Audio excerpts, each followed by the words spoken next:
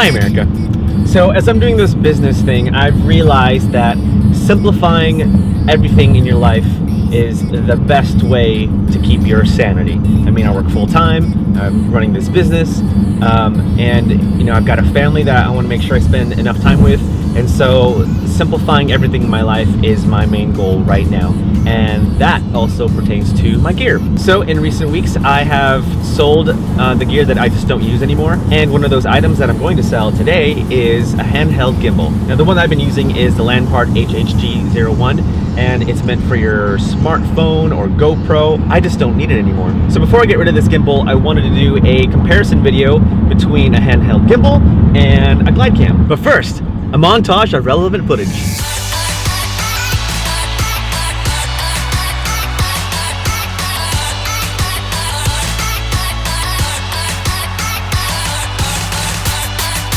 Okay, so the following footage is not a scientific test. I don't even know how to do that, nor do I really care. But I like to test things based on usability and the end result. So the first test is from the gimbal, shot with an iPhone, so the footage won't necessarily be the best, but notice the vertical wobble as I walk through the alley.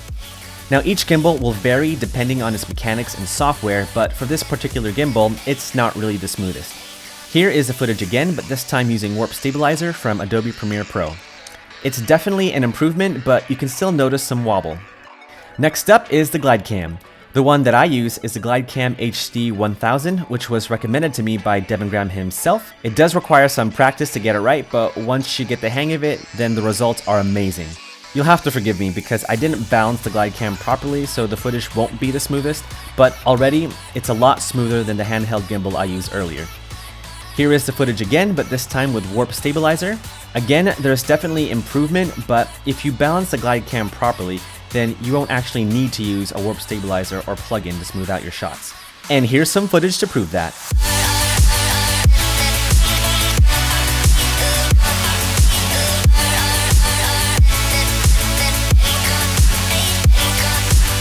Anyway, that's it for me. Hopefully that video was helpful to you. Remember, my workflow solution just works for me, it may not work for you, or maybe it does. But anyway, thanks for watching. Don't forget to subscribe right here. You can also follow me on the social right over here, and I'll catch you later. Peace. Safety first, safety first. Everybody, safety first. Am I right or am I wrong? Am I wearing a purple thong? Oh no!